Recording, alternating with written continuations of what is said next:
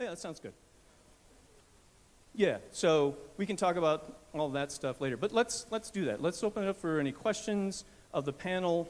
Steve and I can be around to answer anything also. So, does anybody have any questions? All right, here, let me get this for you. Okay. Good morning.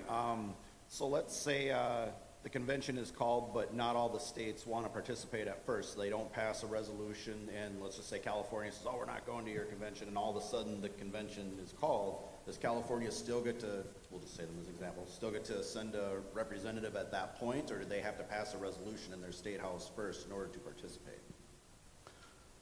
They do not. Once the 34th state has passed the application, it's on. And all 50 states will select and instruct their own delegates. Now, yeah, I think I understand your comment. Why would California get involved with something like this if this is the resolution that passes? Well, they'll want to have a say. They'll want to have a say. And it's extremely doubtful that any state would not send it. But they do not have to pass a resolution to take part in the convention. That is for all 50 states. One state, one vote. So they're invited to send a delegate, right? I think that's one way to think of it. Is that fair? Awesome. Pardon me, sir. When the 34 states do pass their application, it says the legislator shall call a convention. Is there a time frame? Do they have to do this within a certain period of time, or can they postpone indefinitely? There is no time restriction placed on Article 5. Some states, however, when they pass their resolution, they put a 5-year expiration date on it. And now some states are removing that as well. But it's state by state, and some states add a little language here, a little language there, similar to what you're talking about. But Steve? Yeah. Steve? Yes? Over here. Okay. Over to your, I'm to your far right. Thank you. We have a question over here. Okay, Did thank we you. get yours answered? I just want to pose this to our legislators to ponder. One of the things for us to get this done is some of us are living in districts that have DFL representatives. So if you were us, if you sat down at breakfast with one of these guys and wanted to explain the Convention of States, and you negotiate across the aisle all the time, if you were us, how would you present this to a DFLer to where he can say, yeah, we need to do this? So just think about that. Okay. I'm gonna call upon two of our legislators to answer that question. Thank you for being succinct. We've got about 25, maybe 30 minutes tops for questions. So we're going to take questions. If we don't answer your question, if we don't get to you, Mark, as we're running around, he's got some pencils and papers. We'll collect them and we'll get them to these folks so they can get them back to you. We're going to limit your question to about a minute. And we're going to limit your response, gentlemen, to about a minute. So the first, I'm gonna land this because this is House District 15B, Senate District 15. I'm gonna give the first response, 1 minute response. The first two we'll start with Shane Meckland, and then we'll go to Senator Matthews. And the question was, how do you present this to your DFL counterparts?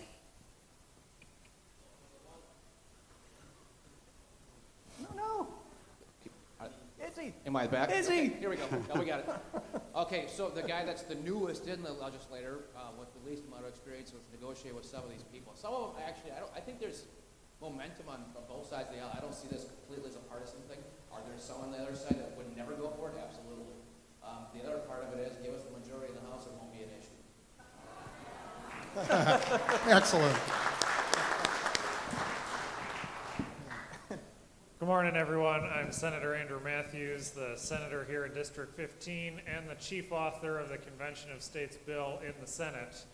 And what I would say to that question, I think probably the largest tie-in that both sides of the aisle could agree to would be the debt. We saw it skyrocket under President Obama. We saw it skyrocket under President Trump. I know a lot of that was largely due to all the COVID relief that they did, stuck in a bad situation. Now it looks like it's going to skyrocket faster under President Biden, Once we cracked that T word when bills started becoming trillions, now it seems like all these bills have trillions attached to it and they're getting thrown around like nobody's business. So I think Shane's right. There may be some that are just flat out no, but I think the debt part of how much it would crush future generations might be one of your strongest tie-ins that you could lean heavily on when trying to talk with them. Question up front there, Jim. I have. Okay, back here. Thank you very much. I appreciate all your time. I respect and admire all of you. I know all of you except for Cal Barr. So I've been doing some research on this, and this is a Congressional Research Service, the Article 5 Convention to Pros Constitutional Amendments, Contemporary Issues for Congress. And it is document R42589, and there's also 44435 that I've been reading. So what this says is it's on conventional sovereignty from the House Judiciary Committee. This is a convention, in effect, a premier assembly of the people, a representative body charged by the people with the duty of framing the basic law of the land, for which purpose there devolves upon it all the power of which the people themselves possess, so we'd be giving them all our power. In short, that for the particular business of amending and revising our Constitution, the convention is possessed of sovereign powers and therefore is supreme to all other government branches or agencies. So basically, we also have to consider what Congress says their power is. And it's kind of like the Nancy Pelosi, we have to pass the bill to see what's in the bill. Since the 1960s, they have been passing bills that give them authority over this. They've written in regulations and things Terry, that they... Terry, we need the question, please. Yeah, so what is your question? Well, I think that my question is, because I know I sent this to many of you people, has anybody read the congressional research documents that tell us how they're going to overtake this and completely control it? I sent it to... Cal Barr is ready to, really he like to wants talk to this. that. Thank you. Cal Barr, Do I got to go to the first period? I can just put Timer's a lot of running. semicolons in, right? timer's running. Okay, so first off, what you're talking about is something akin to asking a dog if it's hungry. Of course the Congress is going to tell you that we don't want to do this. They're going to scare the living bejesus out of you intentionally so that you don't do this. So go back. What I would suggest is going back and looking at, it's been mentioned they like to use the word con to scare you, and that is what they're talking about right there. It's a sovereign convention. It can do anything. Does your BPOU convention, any of you guys go to like political conventions? Do they get out of control? Do they do things outside of their scope, even if it's a little above their scope? No. If they don't. They'll talk about it, they'll propose things, but it never happens. You'll have somebody crazy gets in there and say, well, we need to rewrite the whole state constitution at a BPOU convention. They don't have the authority. Everybody chuckles and it moves on. So what I would suggest when anybody starts talking about con and things like this is read the convention call for the 1787 convention.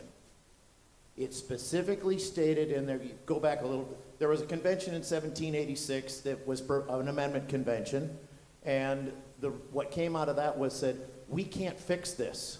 We propose that states get together and have an actual constitutional convention. So the convention calls for the states from the 1787 convention in Philadelphia specifically stated you have the authority to do whatever you think is necessary to fix the problems of the day. We are not talking about fixing all of the problems of the day. We have a very limited scope. The COS has 3 items on it. The convention is limited to those 3 items only. It is not out of control. What you're talking about is congressional is trying to scare you intentionally so that you don't, they're feeding you misinformation. The Congress has no authority over this. Thanks. The states have the authority, the people have the authority through their states. Thanks, Cal. Thanks. I'd like to add one thing to that. Jim, if I may add one shortly. thing. I'm gonna add, If Susan? it's just repeating the same stuff, yeah.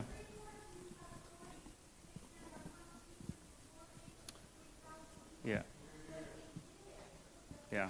And that's why it's up to the people through their state legislatures to take their power back. Yeah, thanks. Let's move on to the next question. We got one over here. We got another question over here.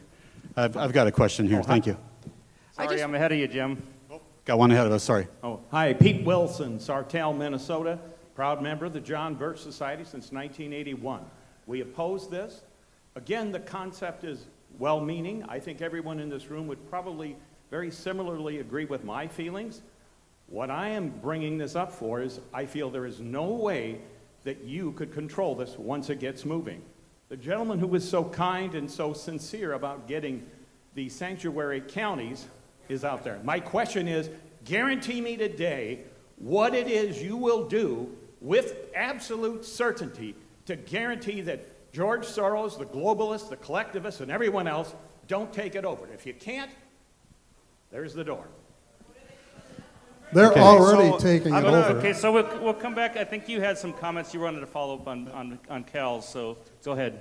Okay, I'm gonna address that. So the way that I look at this, I'm gonna indirectly address it. The easiest way that I have found to explain this is 3/4 of the states need to vote to ratify text, right? That's the last step to ratifying or to amending the Constitution. There needs to be text that is produced that 3/4 of the states must pass. That text can be created in one of two ways. Either Congress drafts that text and then passes it with 2/3 of each body, House and Senate, and then presents it to the states to pass, or the text originates from a convention of the states. In either case, the text first has to be produced. After the text is produced, it then still needs to go to 3/4 of the states. And if 3/4 of the states don't pass it, the Constitution is not amended. Thank you. Yep. I just want to remind everybody, I've been to a lot of events over the years. Many of you recognize me. And one thing I really admire about the people in this crowd is that when conservatives have a legitimate disagreement, they stick to the issue. I've seen Democrats, thank you. I've seen Democrats go after each other personally. Thank you for being adults. So we have a question over here. Feel free. I feel like Monty Hall. What is the current pulse in the House and the Senate in getting the Minnesota resolution passed? Dale Lewick. Well, If you don't mind, could you stand, repeat Dale? the question again, just a little slower?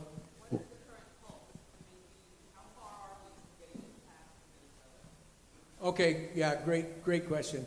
First, I want to go back and say, all of yous out there, do not be afraid. Do not be afraid. This is a legitimate way to amend the current United States Constitution. So everybody can disagree on this, but do not be afraid to take your power that you have by the U.S. Constitution and move forward, and we're part of that. So, where are we at in the House? Really simple. We got a bill. We've had that in there year after year. I'm carrying it in the House. I've been kicking and screaming. I've not got a hearing yet. I'm going to continue to push that. So the first thing is you get a hearing, we get it onto the floor, we get it passed. Back to... Is there a House file number? Yeah, House File 2140. Here's the deal. You can work on, and I do this, work on convincing your DFL colleagues to support this. But I'll tell you what, it rests with the people. The job is, everybody out there, convince your legislator to join us up here. That's where the real power is. Is it held in a committee currently? Is it held in a committee currently? Is there a committee that is holding that bill? State government is, Representative Nelson. is the chair of that. He happens to be on the other side of the aisle and refuses to provide the opportunity Thank you. for us to speak. Thank you. We have a And question vote in the on it. back. And the Senate file is where? The Senate file is 2464. It's also in the State Government Committee, chaired by Senator Kiffmeyer, who is a co-author on the bill in the Senate. So we do have a better shot at it. It'll probably be something that we talk about for next year, because we've got 3 weeks left now. We're working on a budget. But we do have a better shot at the Senate. Thank you. We All right, have I got a question back in here. the back.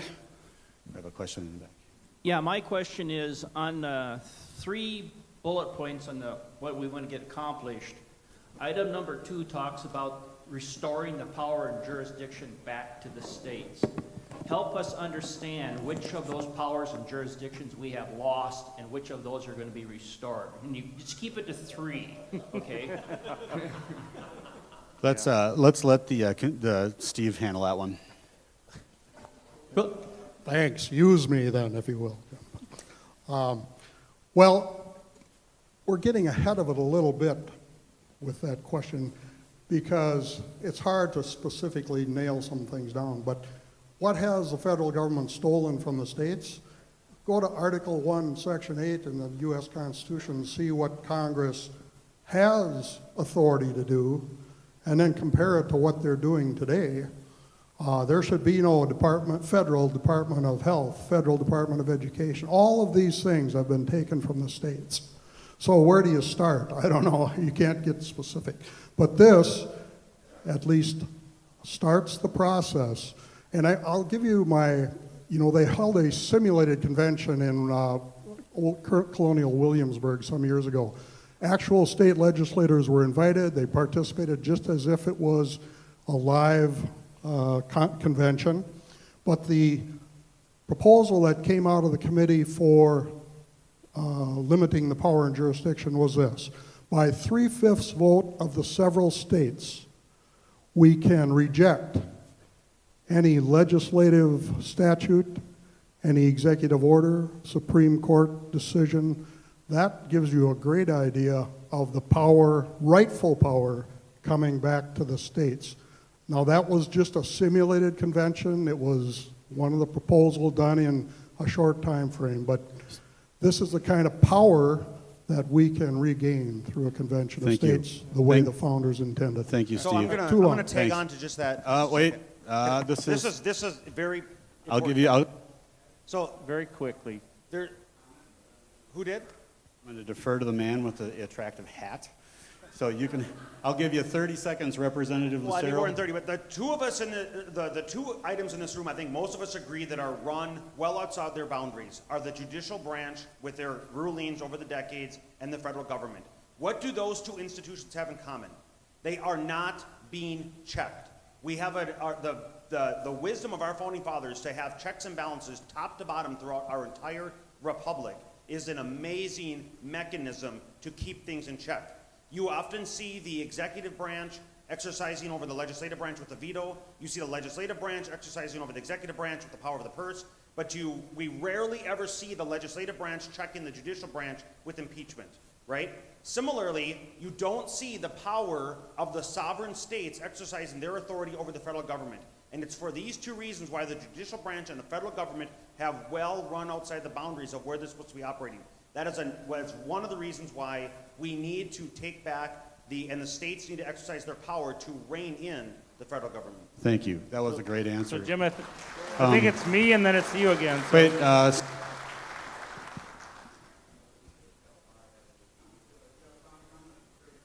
Well, I wanted to I think, go ahead, Dale. I know you've got a question there, and I'm going to probably deal right into what you want. So I'm going to go with religious freedom. Right.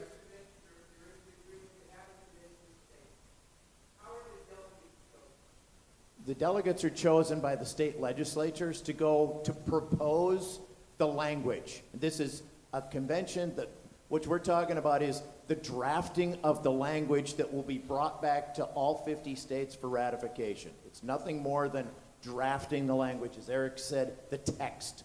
That's what this is we have these three, the Convention of States has the three items, and the gentleman in the back asked about, well, what is this specifically? That's what the convention is for, is to draft that specific language around that topic of how do we rein this back in. The piece about 3,000 pages, well, what are we going to rein back in, was there's 2,996 pages to choose from to start with. But the idea of 3/5 being able to pull things back in, and I wanted, one last thing I want to put on here. We talk about maybe losing Second Amendment rights or religious freedoms or things like that. And to Dale there, I know you're a pastor, and I don't know if anybody else knows that you do good work down at the Capitol, and you're working on a statewide initiative, which I support. But I would contend that you have already lost your religious freedom because you're controlled through the tax system. Anybody familiar with the Black Robe Regiment? Anybody ever heard of that? I know, Dale, you have. Okay.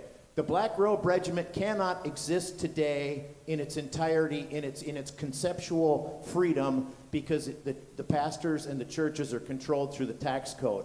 You have soft fascism going on today.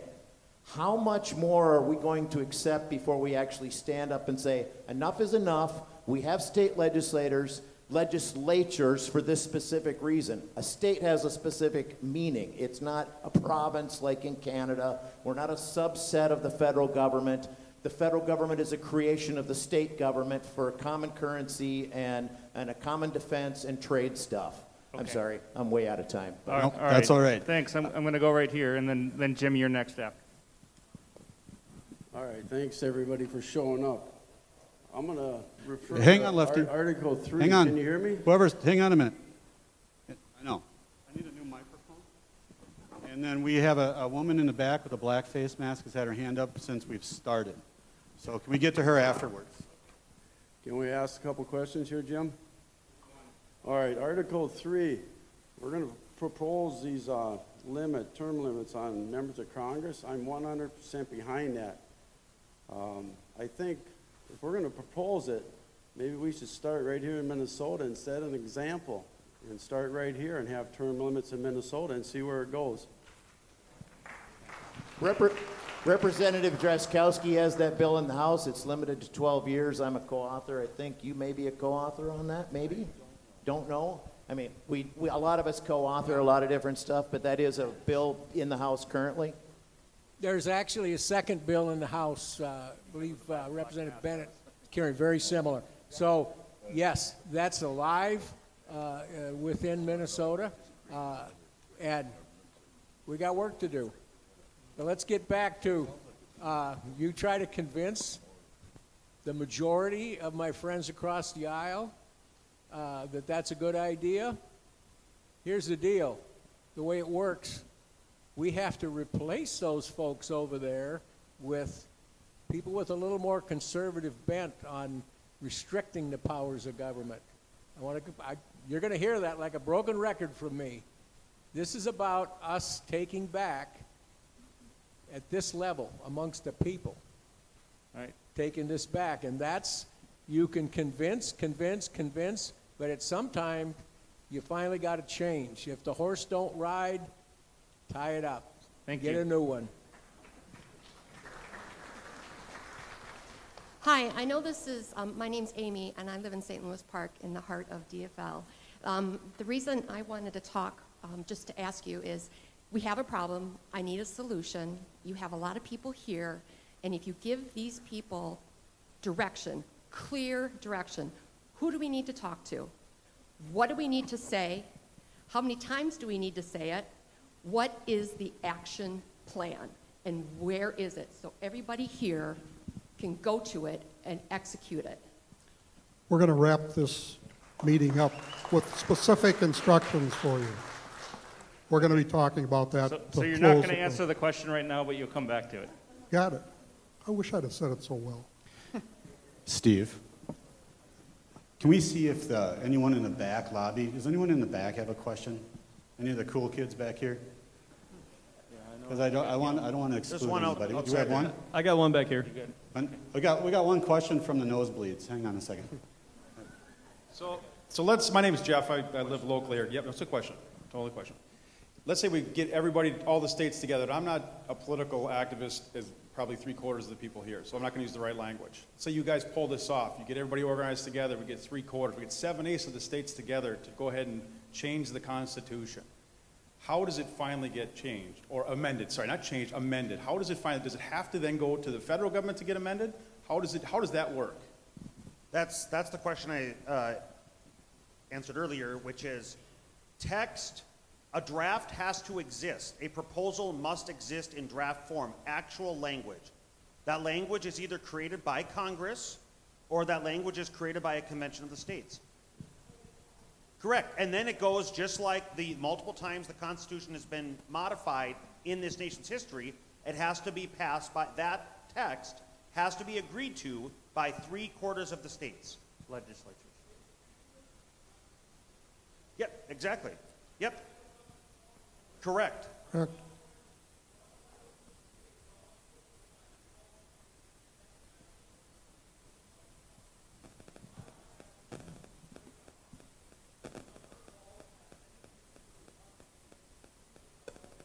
No, this is the legislative branch. Yep. And Eric? And I want to comment on that, please. Wait, Dale. Hold on, Dale. Dale. Just one quick follow-up to that. Wait. The reason federal government doesn't have a say. Eric, I want to repeat the question. You guys, I want to make sure that everyone understands what was said in the back, because this is very salient. The gentleman said, can Governor Walz undo anything the legislature does if this goes through in Minnesota? And the answer was, Mr. Lucero? No. Thank you. Just like an amendment to the Minnesota Constitution, it has to pass by majority vote of the House and the Senate to go to the people. The governor, the executive branch, has no say in any proposed amendments to the Minnesota Constitution. So to the point about does the federal government have a say in the Convention of States? No. The reason that's so important is think throughout your life right now, all of the institutions, all of the accountability comes from outside. It doesn't come from inside. So think of accounts payable versus accounts receivable. Having an external auditor come in. Think about every institution we have, not just even in our private lives, accountability is from the outside. And that's why we can't rely on the federal government, and why Congress is not bringing this forth, because they're on the inside. This has to come from an exercising of the sovereignty of the states in order to push this accountability through. Thank you. Did you still have a comment? Absolutely, the governor doesn't get to play in this world. The second thing is, though, one of the things that's happened over time in a couple occasions when an Article 5 movement gets really rolling like this one is, you know what happens? Our friends in Washington, D.C. finally see the light, and they want to take credit. I'm not into taking credit. We need to get this done. And one of the ways, we may not have to go all the way. We may push them so far that they decide they're going to get out of the way and do it themselves. Thank you. All right, next question. I just keep hearing a man of two houses cannot stand, and I'm just wondering, with regard to Minnesota State or the state of Minnesota, what agent would the Convention of States, if you were to join or to be a volunteer or to be one of these 5 million or however many people, what jurisdiction are you an agent of? Are you Minnesota State or the state of Minnesota?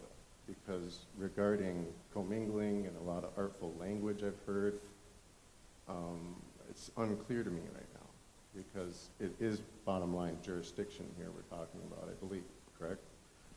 If I understand your question correctly, the delegates chosen are chosen by the state legislature, and under what is called agency law, I'm not an attorney, so I don't really have a full understanding of that, but they are commissioners, representatives, delegates of the state legislature that sends them.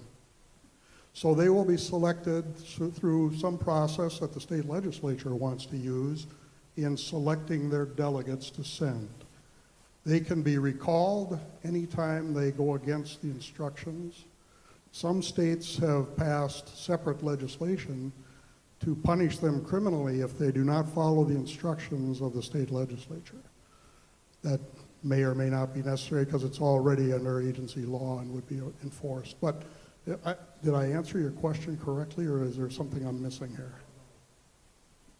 The delegates, now... Well, I guess that too, like hearing the word delegate, it doesn't ring like deputy to me. Like who are we sworn to? What constitution are you referring to? The Constitution of, the Constitution for, the U.S. Constitution? What constitution are we changing? What are we actually abiding to or proposing against as if it was our superior or our sovereign as we're considering it? You know, what I would point to help maybe understand this would be electors, right? We have the Electoral College, and it is the state legislatures that determine the boundaries of those electors. In Minnesota here, our legislature has bound the electors. They must vote for the majority of the candidate who won the popular vote in that state. Each separate legislature across the states doesn't necessarily have that. And so I use that as an example for how each delegation would be selected. Some states might send a delegation of 3, some states might send a delegation of 20. Regardless, the delegation only has 1 vote. And so the legislatures will put boundaries on that delegation similar to how they do for the electors. Thank you. We're going to take one more question. Mark, you got a gentleman back there. And then after that, we're going to wrap up. We're going to allow each of our let's give these guys a hand.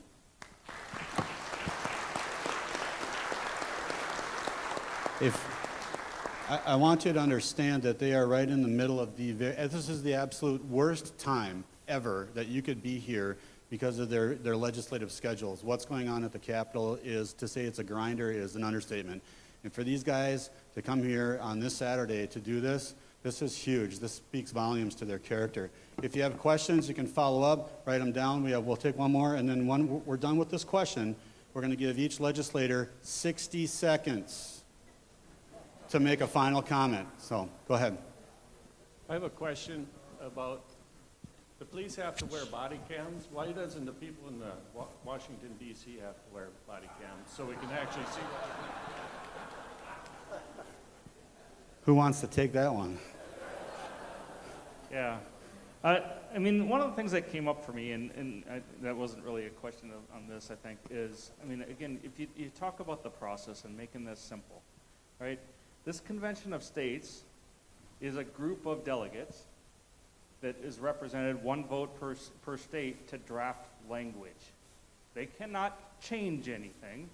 They draft language that then goes out to the states for them to decide whether that language is acceptable or not acceptable. And you all will get a vote on that, okay? Because it goes through the legislature, then out to the general public for a vote, okay? There is, again, I think many people have talked about the power of the people, okay? And that's really what a bunch of this is about. It's not a political right-wing, left-wing thing. It's a understanding of the power that people have. Okay? Thank you. All right, we're gonna give each legislator 1 minute of closing comments, and we will go ahead and start with Representative Lewick, and we'll work our way down.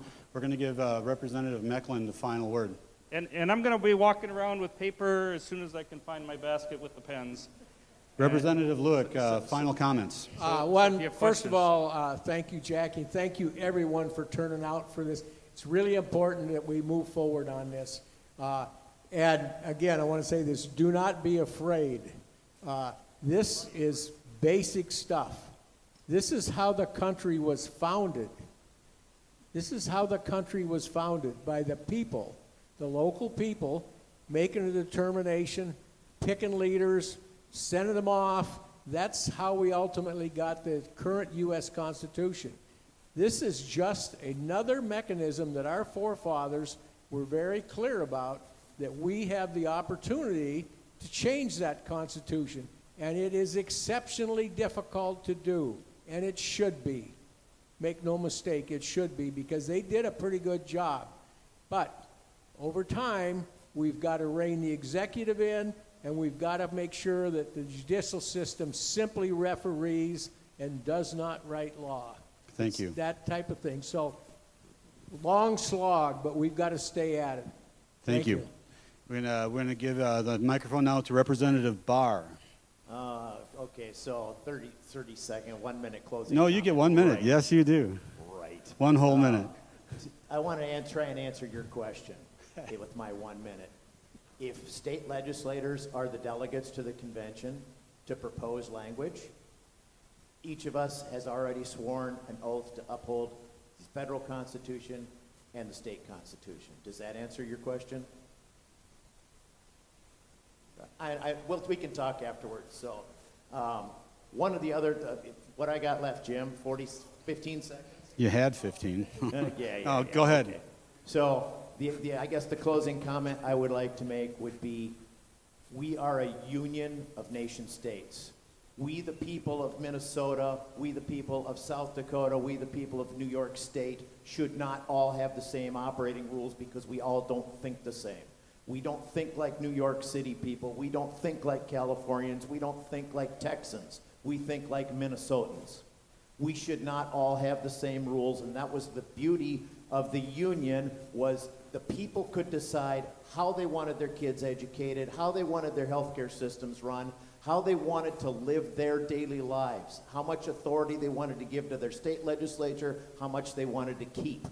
So this is a way to bring that control back to the state, and then those that want socialized medicine, you bet, go on to California, go to Vermont, where it's already legal. They haven't implemented it, but the legislature gave the governor the authority to implement socialized medicine, single payer, in the state of Vermont 4 or 5 years ago.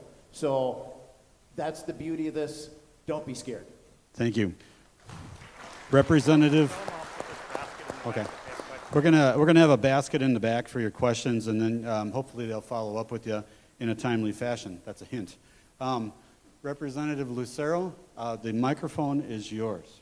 Well, thank you so much, everybody. For those, I just jumped right in at the beginning. So yes, I am Eric Lucero, state representative from Albertville, St. Michael area. I am in my 4th term, and it is a true honor and a privilege to be invited out here to have such an energetic crowd. I know each and every one of you has something else to do on a Saturday morning. So the fact that you're out here, it really gives each of us just motivation and energy to continue fighting.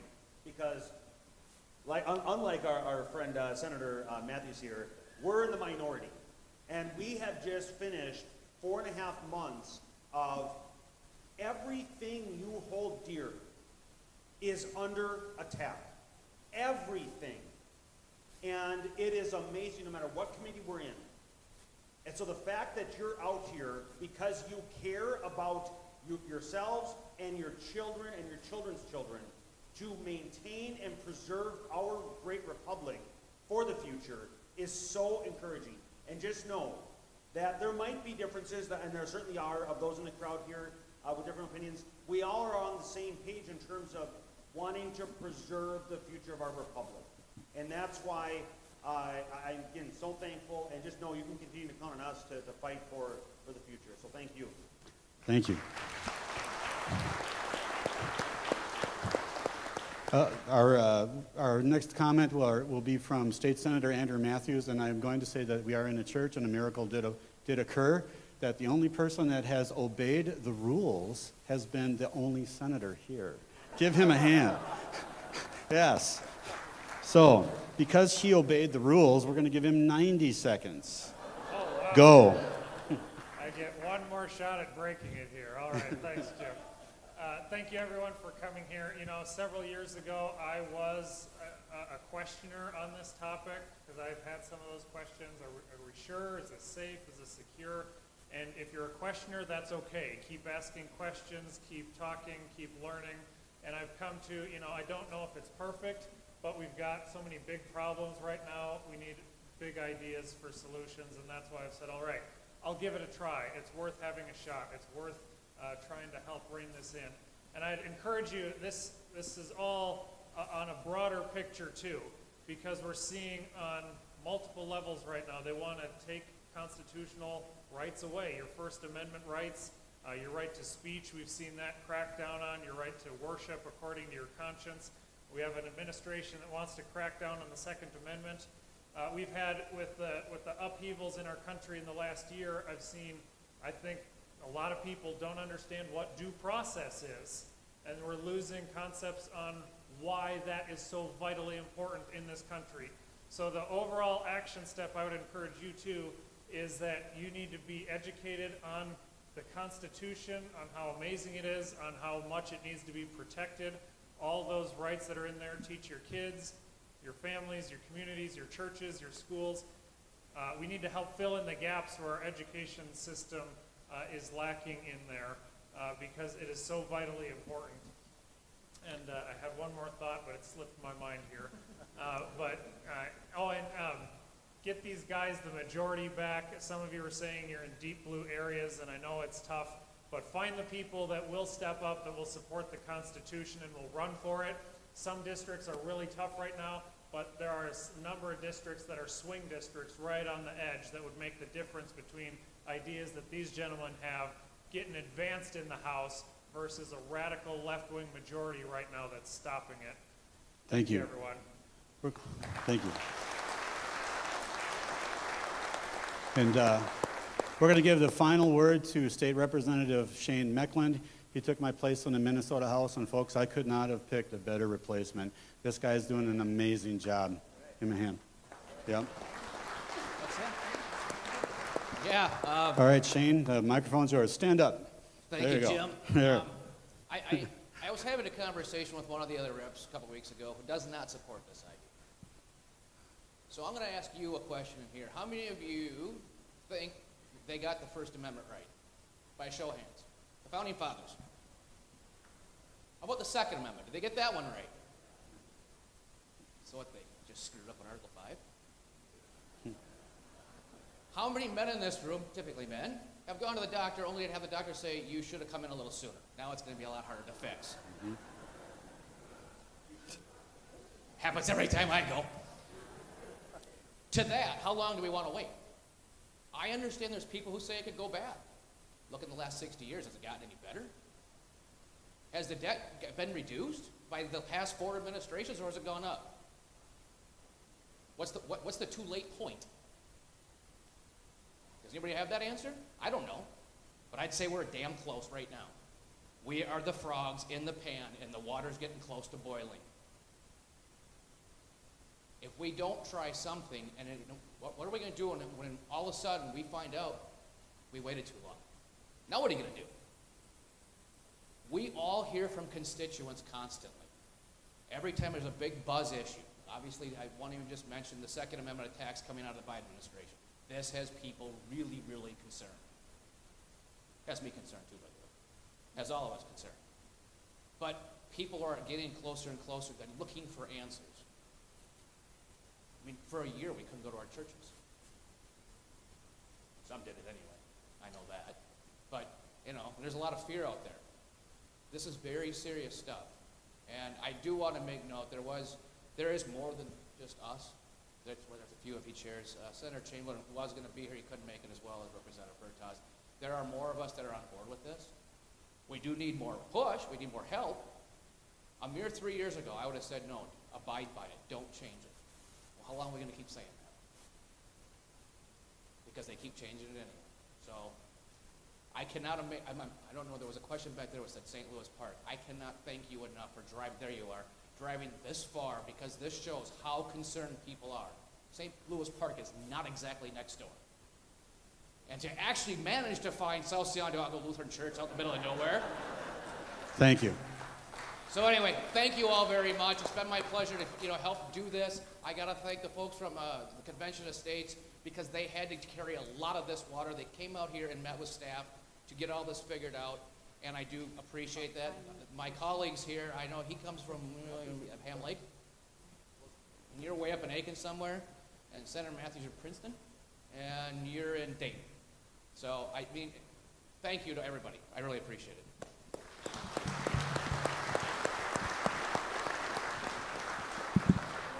All right, I'm done. Thank you, Jim, for organizing this thing. It was scary almost.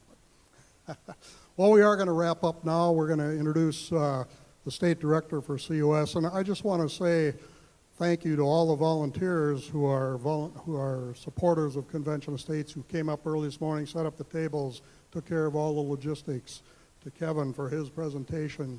And I would just leave with this. There's a lot of noise out there, a lot of opposition, but I think if we all focus on how we can get this done instead of imaginary things about why it might fail. Let's get all together. Let's stand up as American patriots and get it done. That's what we need. That's what we ask you to do. And we even ask opposition to really study it. You know, on the front of the handout is Mark Levin's comment, his quote, saying, "I used to speak against this until I studied it." So hopefully we've helped you learn today. And if not, you can go to conventionofstates.com and learn forever if you want. But learn it the way the Founding Fathers intended it. I don't think Congress today is